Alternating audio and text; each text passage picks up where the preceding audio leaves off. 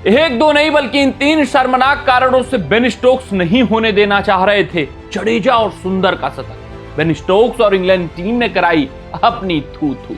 यार अगर मैं बात करूं कल के दिन की वाकये की, अगर मैं बात करूं मैनचेस्टर टेस्ट मुकाबले की, अगर मैं बात करूं 5वें दिन की, अगर मैं बात करूं आखिरी घंटे की, तो वो जो इंसिडेंस रहा वो इस वक्त सबसे चर्चित विषय बन चुका है। इंग्लैंड टीम की थू-थू हो रही है, बहुत निंदनीय, बहुत गिरी हुई हरकत इंग्लिश टीम के कप्तान बेन स्टोक्स द्वारा मैदान पर की गई। हाँ, ये इंसिडेंस आपको पता ही होगा यार। जडेजा और सुंदर, व्यक्तिगत स्कोर जडेजा का 89, सुंदर 80 के स्कोर पे थे और दोनों शतक की तरफ बढ़ रहे थे, एक वेल डिजर्विंग शतक की तरफ बढ़ रहे थे गुरु। दोनों ने अथक मेहनत किया था, अथक प्रयास किया था, दोनों ने इतिहास रच के दिखाया था, दोनों ने हारा हुआ मुकाबला ड्रॉ करके दिखाया था, दोनों ने भारतीय टीम का सम्मान बचाया था, दोनों ने खून पसीना बहाया था, दोनों ने इंग्लैंड को खून के आंसू रुलाया था, दोनों ने इंग्लिश टीम को घुटनों पर लाया था। वो दोनों खिलाड़ी शतक की तरफ बढ़ रहे थे, लेकिन बेन स्टोक्स आते हैं, अपना आपा खोते हैं और भाई कहते हैं कि मुकाबले को यहीं पे ड्रा करते हैं। अब चलते हैं पवेलियन की तरफ, आप भी हाथ मिलाइए, हम भी हाथ मिलाएं और नियमावली के तहत मुकाबला ड्रा हो जाएगा। लेकिन जडेजा और शुभमन गिल को तो संदेश आ चुका था कि मुकाबला ड्रॉ नहीं करना है, आपको शतक ठोकना है। दोनों भाई इनकार कर देते हैं। बेन स्टोक्स आग बबूला होते हैं, बेन डकेट आग बबूला होते हैं, हैरी ब्रूक आग बबूला होते हैं और पर्सनल टिप्पणी की जाती है, वो अलग चर्चा का विषय है।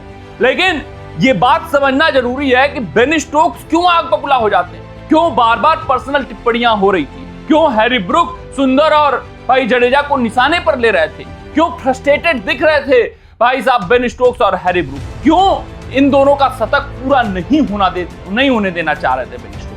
अगर मैं बात करूं 3 शर्मनाक कारणों की तो आपको स्तब्ध कर देंगे वो कारण, और ये सचमुच बहुत बड़े कारण। सबसे पहले और सबसे बड़े कारण की बात करूं तो जडेजा और सुंदर के शतक होते ही भाई चौथी पारी में मैनचेस्टर मुकाबले में 1-2 नहीं 3-3 बल्लेबाजों के शतक पूरा हो जाते और भाई पोल खुल जाता बेसबॉल का। ये जो चेज करते हुए आ रहे हैं बेसबॉल एरा में कि हम चौथे और 5वें दिन चेज कर लेंगे, हमारे पास इतने बड़े खिलाड़ी हैं, ये महान खिलाड़ी हैं, उनका पोल खुल गया। पोल खुल क्यों गया कि भाई शुभमन गिल ने शतक ठोका चौथे और 5वें दिन, भाई वाशिंगटन सुंदर ने शतक ठोका चौथे और 5वें दिन, भाई गिल ने शतक ठोका, इवन राहुल भी शतक के करीब ही थे।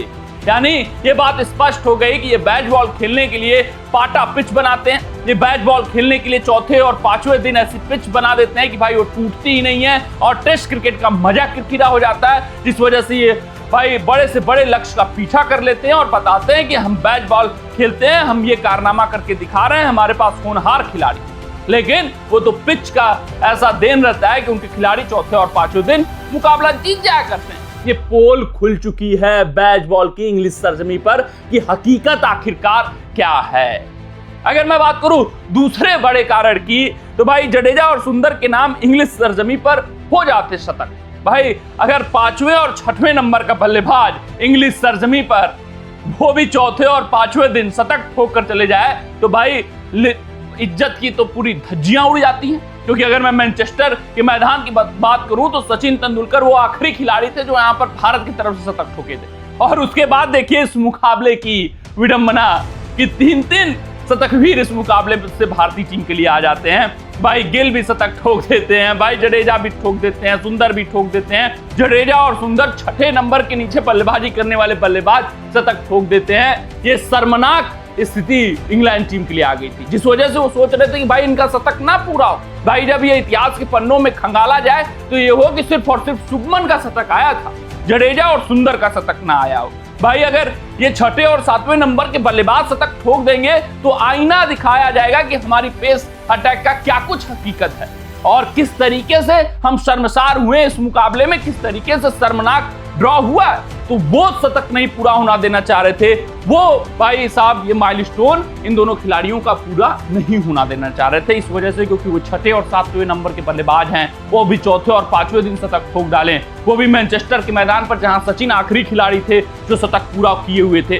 तो इन कारणों की वजह से बेन स्टोक्स सोच रहे थे किसी तरीके से ड्रॉ किया जाए, किसी तरीके से भाई मैदान के बाहर जाया जाए, ये 2 शतकवीर यहां से ना आ पाए, ये कॉन्फिडेंस अर्जित ना कर पाए, ये इंग्लैंड के सरजमी पर ये ना बताएं कि भाई हमने शतक ठोका हुआ है। वो भी अगर मैं बात करूं तीसरे सबसे महत्वपूर्ण कारण की, जो चौथे और आखिरी मुकाबले के बीच ज्यादा दिन का गैप नहीं है, ये वर्कलोड मैनेजमेंट का भी एक मुद्दा हो सकता है, क्योंकि आपको पता है कि अधिक से अधिक आपके गेंदबाजी करेंगे, थक जाएंगे, और वही पेस यूनिट इनका बरकरार है जो पहले मुकाबले से है। ब्रेडन कार्स लगातार गेंदबाजी कर रहे हैं। बेन स्टोक्स इनके जो प्रमुख गेंदबाज नजर आ रहे हैं श्रृंखला में, भाई वो भी कंटिन्यूअस पूरे मुकाबले खेले हुए हैं और पांचवा भी खेलेंगे और वही प्रमुख गेंदबाज होंगे। क्रिस वोक्स का भी वही हाल है। तो 3 पेस के जो इनके गेंदबाज हैं वो लगातार मुकाबला खेल रहे हैं। जोफ्रा आर्चर इफेक्टिव नहीं दिख रहे हैं, जिस वजह से चाह रहे थे कि भाई हमारे गेंदबाज ज्यादा थके ना, ज्यादा परेशान ना हो और हम मुकाबले को ड्रॉ कराते हैं और जाकर आराम करते हैं। तो वो भी एक कहीं ना कहीं जहन में बेन स्टोक्स के चल रहा होगा बातें। तो ये 3 शर्मनाक कारण आए और जिसके कारण भाई थू हो रही है बेन स्टोक्स की इंग्लैंड टीम की, क्योंकि वो दोनों खिलाड़ी वेल डिजर्विंग थे, दोनों खिलाड़ी माइलस्टोन की तरफ बढ़ रहे थे और उनको जब शतक पूरा हो जाता दोनों का, तभी हाथ मिलाने के लिए आग्रह करना चाहिए था। कमेंट सेक्शन में कमेंट करके बताइएगा कि ये जो गिरी हुई हरकत इंग्लिश टीम ने की है आपको कैसा लगा। मिलते हैं आपसे अगले रिपोर्ट में, तब तक अपना ध्यान दें, सुरक्षित रहें, स्वस्थ रहें, मस्त रहें। जय हिंद, जय भारत।